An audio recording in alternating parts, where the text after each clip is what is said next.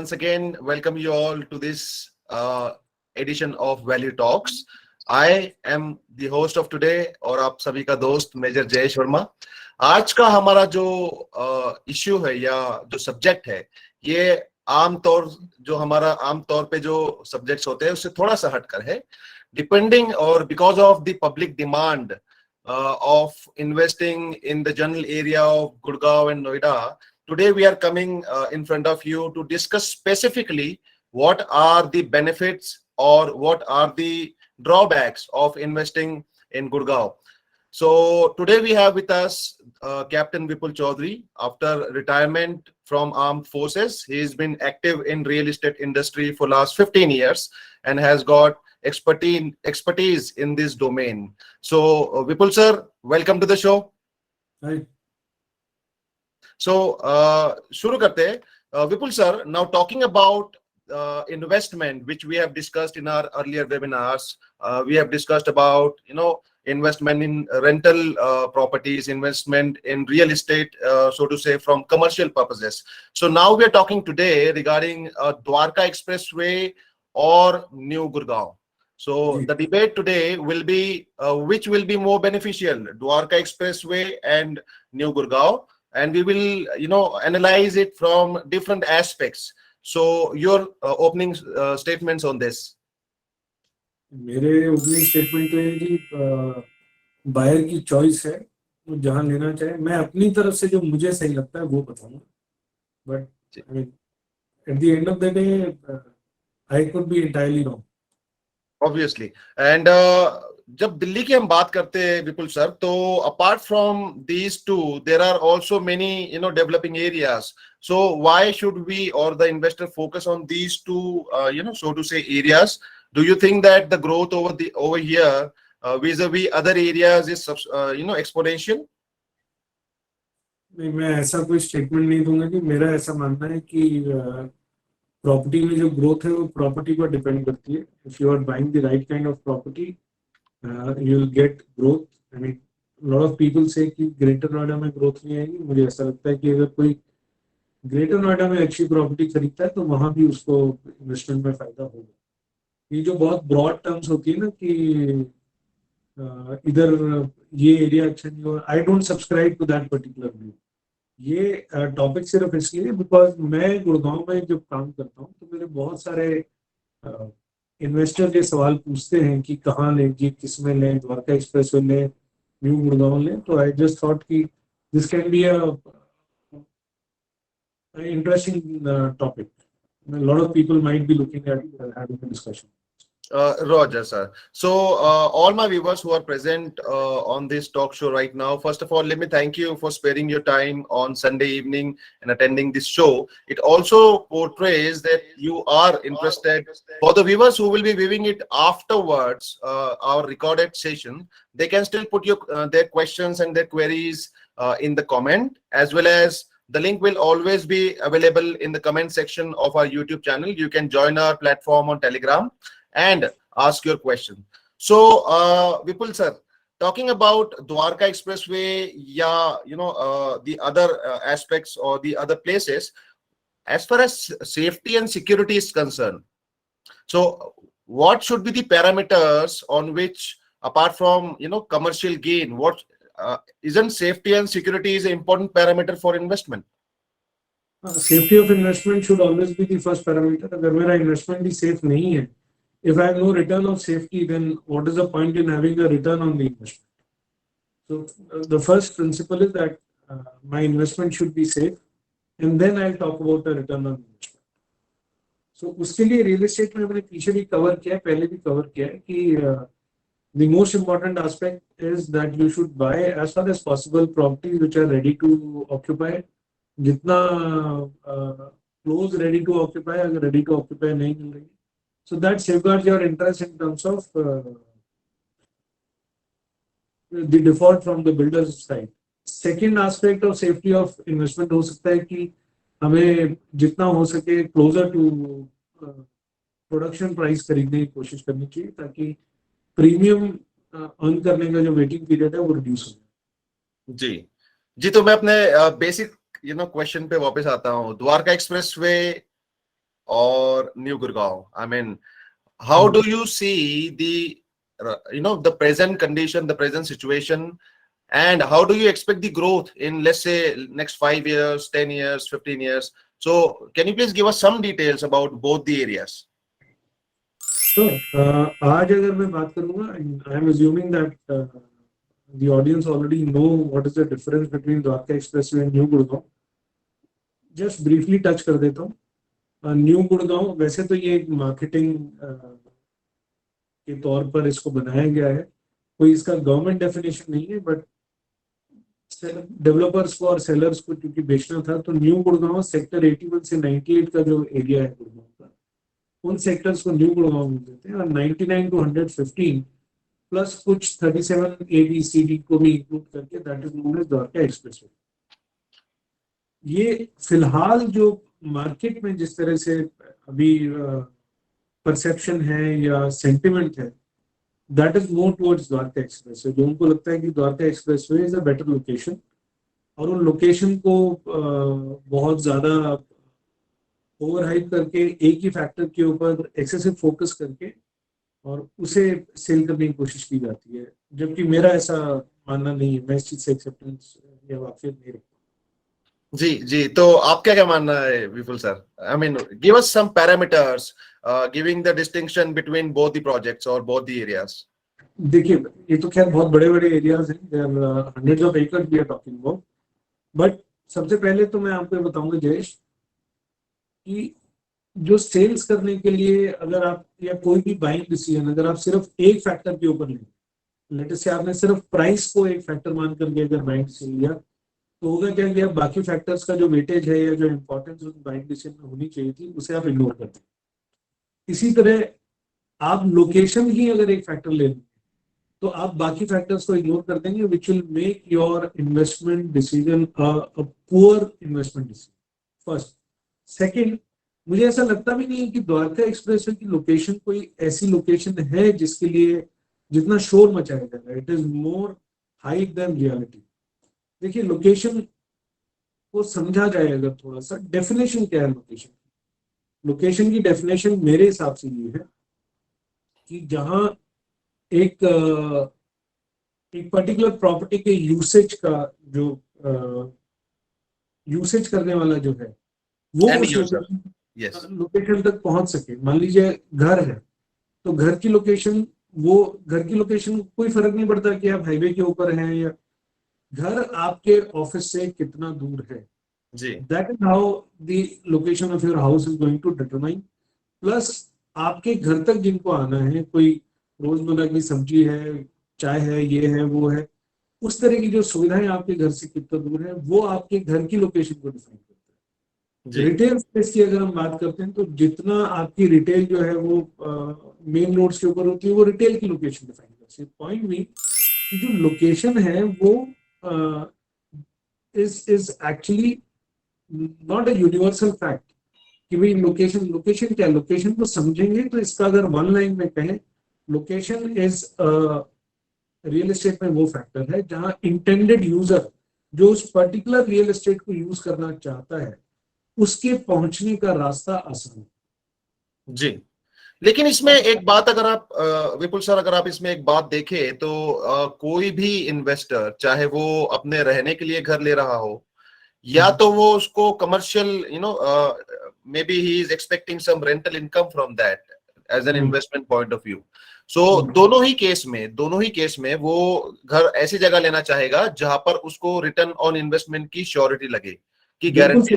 मैं इसी पर आता हूँ आगे. तो इसका मतलब अगर हम आगे की बात करते हैं कि इन्वेस्टमेंट का जो प्रॉफिट है, जैसे अभी विनोद जी ने शायद बीच में एक सवाल पूछा कि क्या डीएलएफ फेज 3, वैसे beyond the scope of today's discussion, but मैं उसको टच ऑन कर लूंगा.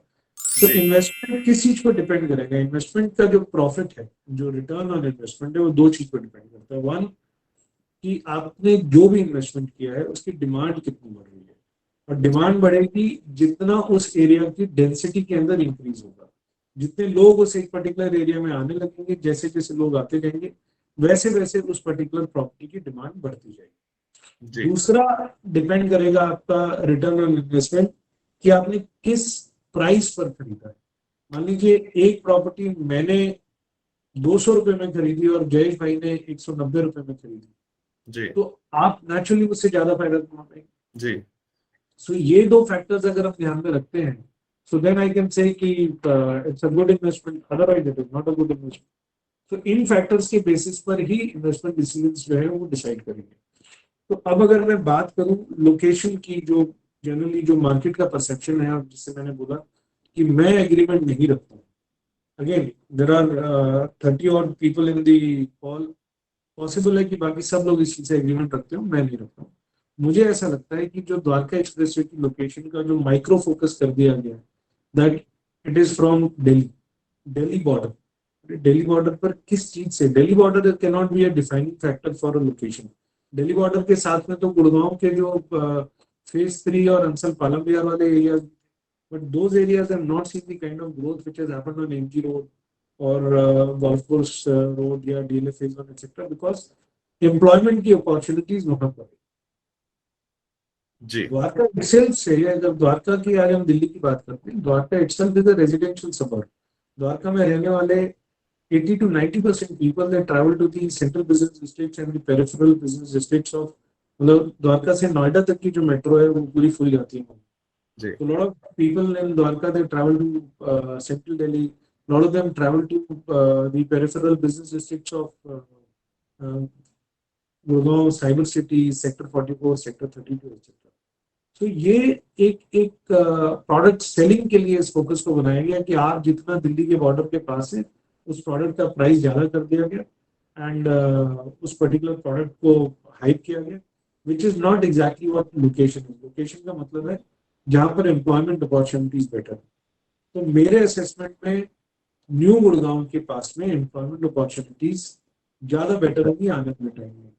For example Manesar industrial area है जिसका टोटल एरिया इज 4018 एकड़, now that's a very big area, जिसमें से अभी सिर्फ फेज 1 to 4 के अंदर गवर्नमेंट ने 3200 एकड़ अप्रोक्सीमेटली उसका डेवलपमेंट किया है, और वो भी सिर्फ डेवलप किया, ऐसा नहीं है कि पूरी तरह से भरी है। तो अभी उस 3200 एकड़ के अंदर फैक्ट्रीज आनी है, इंडस्ट्रीज लगनी है, which is going to create massive employment. उसके बाद फेज 5 एंड 6 का 827 एकड़ का एरिया तो अभी डेवलप ही नहीं हुआ है, उसको तो अभी गवर्नमेंट ने मास्टर प्लानिंग नहीं करी है, उसके प्लॉट्स की सेलिंग नहीं हुई है। वो जब सेल होंगे, वो प्लॉट्स के सेल होंगे, वहां पर लोग आने लगेंगे, तो उससे और ज्यादा वहां पर और इंडस्ट्रीज आएंगी और एम्प्लॉयमेंट अपॉर्चुनिटीज बढ़ेगी। इसी तरह अगर हम न्यू गुड़गांव के से थोड़ा सा आगे जाते हैं, मानेसर की तरफ से और थोड़ा आगे जाते हैं, बिलासपुर में 125 एकड़ का अंसल्स का एक एम्बेसी का इंडस्ट्रियल एरिया है। उसके बाद रिलायंस का एमिटी झज्जर में बन रहा है, which is in a massive area of 8250 एकड़। 8,500 एकड़ का इंडस्ट्रियल टाउनशिप रिलायंस ने लैंड एक्विजिशन कंप्लीट है and phase wise they developing it, जो मुझे लगता है अगले 20 से 25 साल में वो लोग उसको पूरा डेवलप कर पाएंगे। That is the size. फिर पास में केएमपी बनाए। सो कहने का मेरा होता है कि जो न्यू गुड़गांव के पास में जो development, industrial development, warehousing का डेवलपमेंट हो रहा है, वो आने वाले टाइम का एक्चुअल कैटलिस्ट होगा for generating the employment opportunities and being the reason for people wanting to buy houses. Delhi अब ग्रोथ सेंटर नहीं है, दिल्ली के पास में स्पेस नहीं है नई फैक्ट्रीज के लिए, नए ऑफिस कॉम्प्लेक्सेस के लिए, नए गोडाउन्स के लिए। सो दिल्ली का ग्रोथ रेट अपने सबर्ब्स के ग्रोथ रेट के कंपैरिजन में कम है। दिल्ली के कंपैरिजन में नोएडा, दिल्ली के कंपैरिजन में गुड़गांव, दिल्ली के कंपैरिजन में फरीदाबाद, ग्रेटर नोएडा, इनकी rate of growth would be much much faster. Therefore Delhi के पास तो ग्रोथ के लिए जमीन ही नहीं बची। दिल्ली कहाँ से अपने लिए नई फैक्ट्री, नया जमीन नहीं लगाएगी। फिर एक जो कैटलिस्ट न्यू गुड़गांव में जो द्वारका एक्सप्रेसवे में नहीं है, जो ये मेरा पर्सनल बायस भी हो सकता है, ये मेरी personal feeling and I would be completely biased. मैं ऐसा मानता हूँ कि गुड़गांव के तरक्की में, गुड़गांव के बसने में बहुत बड़ा कंट्रीब्यूशन, बहुत बड़ा investment goes to DLF. DLF ने अपनी जो प्लानिंग करी, जिस तरह से लैंड होल्डिंग्स करी, जिस तरह से आई, DLF has almost is responsible for 40% of Gurgaon's growth and for making people believe in Gurgaon. और न्यू गुड़गांव के अंदर डीएलएफ का बहुत मेजर स्टेक है। डीएलएफ के ऑलरेडी वहां पर 1 2 3 4 5 6 7 8 तैयार रेजिडेंशियल प्रोजेक्ट्स हैं जहां लोग रह रहे हैं। New town heights 1 2 3, sky court, ultima, primus, regal garden, floors वगैरह। फिर डीएलएफ के गार्डन सिटी के प्लॉट्स हैं जो अगेन 100 150 एकड़ में। और इसके अलावा डीएलएफ के पास अभी वहाँ बहुत लैंड होल्डिंग है जो डीएलएफ अगले 20 30 साल में कंटिन्यूस डेवलप करता रहेगा। और डीएलएफ वहां पर आने वाले टाइम में जैसे उन्होंने साइबर सिटी बसाया ऐसे एक साइबर सिटी 2 को यहाँ प्लान करके और बहुत मैसिव एक एम्प्लॉयमेंट अपॉर्चुनिटी वहां भी लाए। सो द्वारका एक्सप्रेसवे के पास में एक्चुअली स्पीकिंग वो जो दिल्ली को हाइप करके बेचा है, मैं उस चीज से ऑब्जेक्ट कर रहा हूँ because Delhi is not going to provide the required employment opportunities for people who live on those houses in on the Dwarka expressway. But new Gurgaon में जो रहेंगे या जो आने वाले समय में होंगे उन लोगों को न्यू गुड़गांव के आसपास में काफी अपॉर्चुनिटीज मिलेगी। बहुत इंडस्ट्रियल ग्रोथ होगा, बहुत सर्विसेज का ग्रोथ होगा, बहुत वेयर हाउसिंग का ग्रोथ होगा, जहां से वो लोग आकर के और मतलब जहां से वो काम पर जा सकते हैं। और वो रेजिडेंशियल ग्रोथ जो है वो हेल्प करेगी in terms of providing the required density which will increase the prices of that property in times to come. It does make sense, Vipul sir. Where the growth is there, where the employment opportunities are there, and as we all know that Gurgaon is, growing very faster. I mean, in time to come, people are even predicting that it will be a Silicon Valley of India, which is known, generally, which is Bangalore, which is called as Silicon Valley. So, yes, research and research is the only key to have a successful investment, which we have also propagated in our earlier webinars, which you can obviously view on our YouTube channel.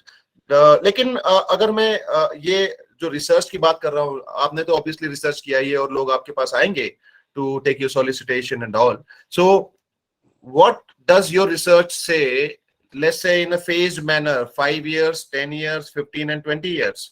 So मैं एक what? Minute और add करता हूँ फिर आपसे। हाँ जी, हाँ जी. तो दूसरा मैंने आपको बताया था कि मेरे इन्वेस्टमेंट का रिटर्न जो है वो किस चीज पर डिपेंड करेगा, मैं किस प्राइस पर चूज करूँ। जी जी. क्योंकि अब द्वारका एक्सप्रेसवे के ऊपर सारे मार्केट का फोकस हो गया तो और प्राइजेस वहां आर पर ऑब्वियसली हाई. ज्यादा शोर करके प्राइस को इन्फ्लेट किया गया। जी. It is basically not the actual demand, it is an inflated demand. तो Yes. वहां आज की तारीख में एवरेज प्राइस जो है लगभग 8,000 रुपए स्क्वायर फुट है।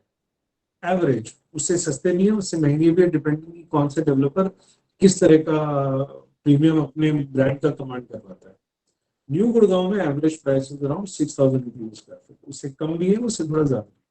इसका मतलब ओवरऑल लोकेशंस का अगर देखा जाए तो 25% का इंक्रीज जो है वो द्वारका एक्सप्रेसवे के प्राइस में है, which is not justified by any stretch of imagination.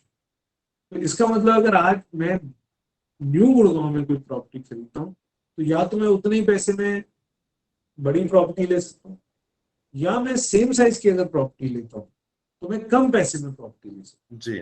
और ये फैक्ट है कि रियल एस्टेट में समय के साथ साथ जैसे जैसे वक्त बीतता जाएगा लोकेशन चेंज होती रहती है। आज जिस जगह पर लोग नहीं है, आज से 10 साल बाद वहां पर मतलब वो एक कहते हैं कि जब शुरू में बेचने गए तो बायर नहीं थे और कुछ समय बाद में सेलर नहीं थे, बिकॉज लोग आने लग जाते हैं। सो लोकेशन चेंज होती रहेगी। लेकिन जो आज प्रॉपर्टी मैंने खरीद ली, चाहे मैंने घर खरीद लिया, चाहे मैंने कोई कमर्शियल दुकान खरीद ली, जो ऑफिस स्पेस खरीद लिया, मेरी प्रॉपर्टी फिक्स हो गई जी. तो अगर आज मेरे अंदर उतना पेशेंस है, मैं थोड़ा दूर जाकर के कोई परचेस कर सकता हूँ, मैं थोड़ा सा इस बात को एक्सेप्ट कर सकता हूँ कि हाँ मेरे को 5 7 10 साल हो सकता है कि मेरी प्रॉपर्टी के अंदर वो बढ़ोतरी ना दिखे जो एज कम्पेयर बाकी लोगों में दिख रही है, और मुझे दुनिया ये भी बोलेगी यार तो बेवकूफ है इतनी दूर जाके खरीदी थी। तो न्यू गुड़गांव आने वाले समय में ज्यादा फायदा देगा, ऐसा मेरा मानना है। आप जी, पूछा जी, जैसे कि आपने अभी थोड़ी देर पहले ही बताया कि ये एक मार्केटिंग हाइप है जो कि द्वारका एक्सप्रेसवे की तरफ रुझा रही है लोगों को, और उसकी वजह से प्राइसेस भी इन्फ्लेटेड है. बट ये बबल तो कुछ ही दिन में हट जाएगा. नहीं, अभी नहीं हटेगा, 3 से 5 साल लगता है। रेजिडेंट रियल एस्टेट के बबल जो है वो शेयर मार्केट के बबल की तरह से नहीं होते, क्योंकि पैसा ज्यादा लगा हुआ होता है तो प्राइस स्टैग्नेट हो जाता है बहुत ज्यादा टाइम तक। और प्राइस स्टैग्नेंट होना भी प्राइस का लॉस ही है ना। अगर मेरे को बेसिक ब्याज भी नहीं मिल रहा है तो मैं 5 साल बाद ही खरीदूं जिस चीज का प्राइस स्टैग्नेंट हो। जी जी। So, So back to the question now, as you have already researched on both the areas, so what are the growth? I mean, new Gurgaon के लिए तो आपने adequately explain कर ही दिया जिस तरह से वहाँ पर companies and warehousing industries and all. क्योंकि आप गुड़गांव से नहीं है इसलिए थोड़ा सा आपको Yes. New Gurgaon Dwarka express में गुड़गांव में ही है ये, मतलब सड़क के इस तरफ और इस तरफ वाली बात Okay. नहीं है। मतलब ये ऐसा नहीं कि एक कहीं और है। So ये why there is so much shift in the price? Why, I mean, one is what I can understand as a layman that one would be nearer to the highway, bang on the highway. तो So marketing इसी को कहते हैं ना, smart marketing कर रखी है। आपके दिमाग में बिठा रखा है कि द्वारका एक्सप्रेस वे पे खरीद लिया तो आप अच्छा ले रहे हैं, यहाँ ले लिया तो आपको कष्ट है। जी That is जी, how people, your mind has been influenced. understood. And how about the appreciation, let's say down the line for the both the properties in terms of percentages? कितना डाउन द लाइन?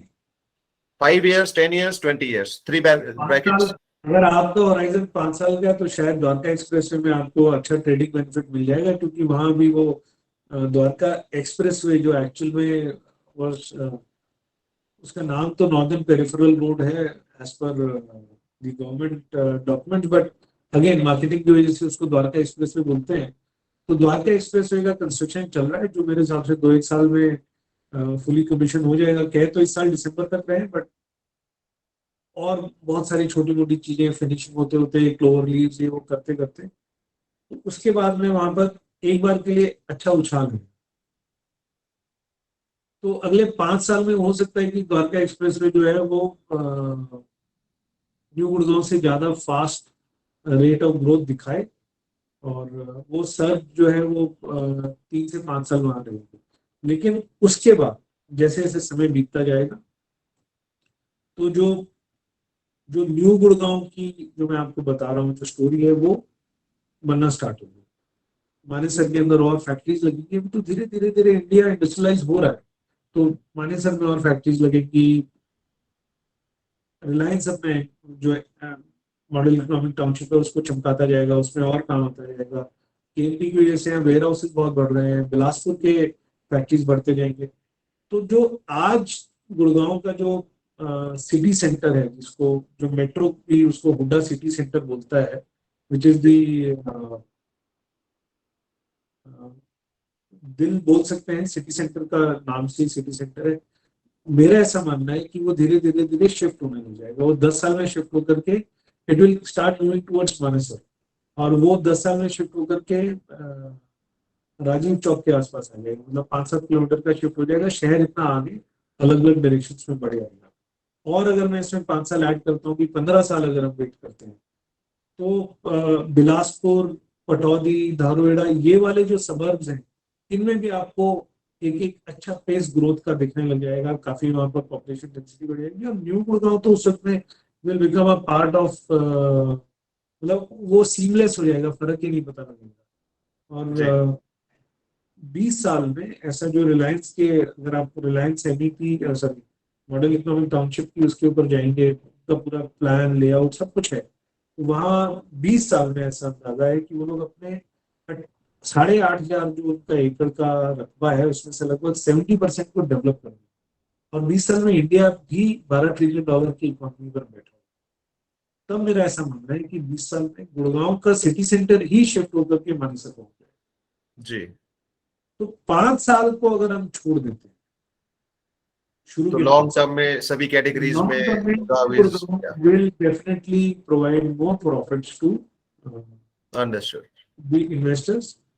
लेकिन अब वो investors में कितना patience है, investors क्या चाहते हैं, इन्वेस्टर्स उस तरह का फ्यूचरिस्टिक विजन रख पाते हैं नहीं, वो इन्वेस्टर्स के ऊपर है।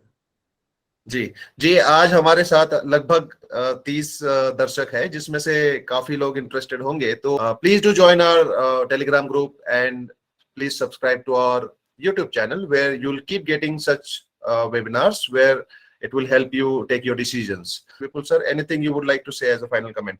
मैं यही बोलूंगा, देखिए जिस जो अपने रहने के लिए घर खरीद रहा है, क्योंकि जैसे जैसे वक्त बढ़ता है आदमी का फाइनेंशियल स्टेटस इंप्रूव होता है, उसकी जरूरतें बढ़ती है, परिवार बड़ा होता है।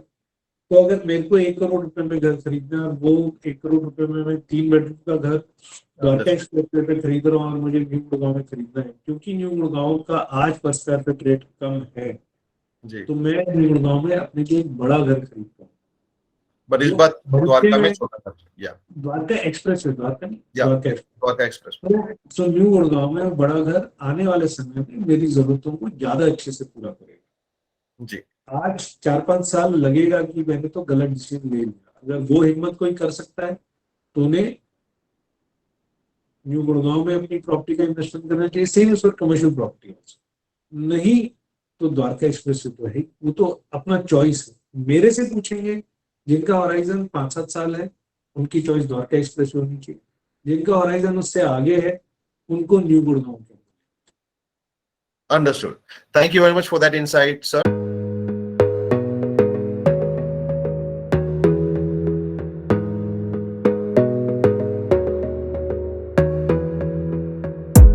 You gotta focus on your